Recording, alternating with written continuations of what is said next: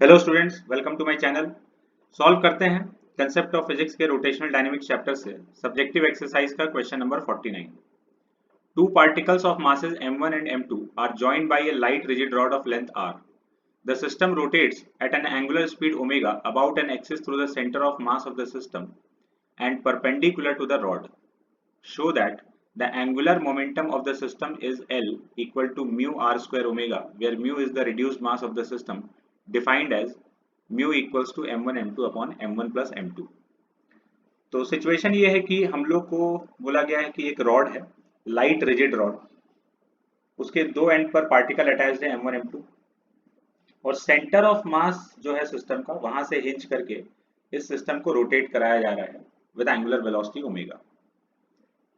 तो हम लोग को प्रूव करना है कि इस सिस्टम का जो एंगुलर मोमेंटम होगा वो म्यू आर स्क्वायर ओमेगा के बराबर है, जिसमें म्यू का value m1 m2 upon m1 plus m2 है। तो ये सेंटर ऑफ मास है, सेंटर ऑफ मास के अबाउट रोटेट कर रहा है ओमेगा से। यहाँ से m1 का डिस्टेंस r1 कंसिडर कर लेते हैं और m2 का डिस्टेंस हो गया r2। m1 m2 के बीच का गैप r है, ये हम लोग को गिवन है। तो पहले हम लोग r1 और r2 कैलकुलेट कर लेते हैं। m1 के पोजीशन से सेंटर ऑफ मास का डिस्टेंस है r1, इसको हम लोग ओरिजिन कंसिडर कर लेते हैं m1 को। तो यहां से सेंटर ऑफ मास का डिस्टेंस r1 है, तो सेंटर ऑफ मास का पोजीशन निकालने के लिए हम लोग के पास फॉर्मूला है xcm, x coordinate of centre of mass is m1 x1 plus m2 x2 upon m1 plus m2।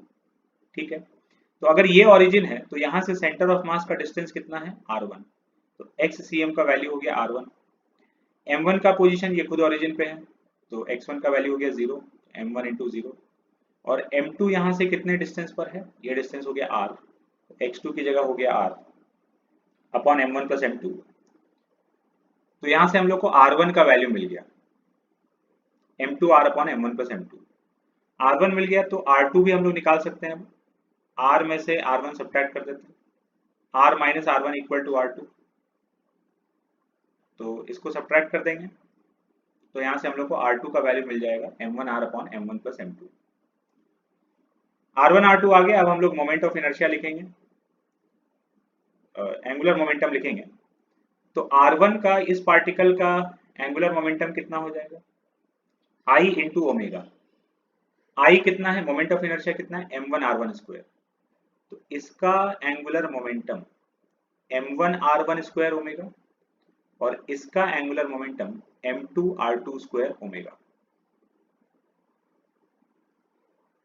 ये एंगुलर मोमेंटम हम लोग लिखे हुए हैं I1 into omega plus I2 into omega.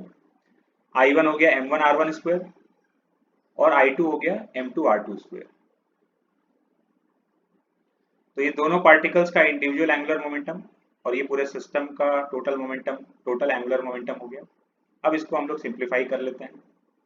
R1 और R2 का जो वैल्यू हम लोग कैलकुलेट किए थे ऊपर, उसको यहाँ पे सब्स्टिट्यूट कर दिया गया।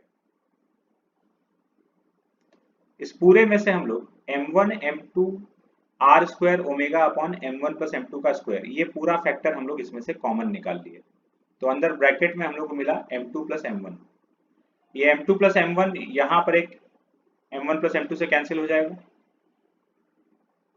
और हम लोग के पास एक्सप्रेशन आ गया m1 m2 upon m1 plus m2 into R square omega.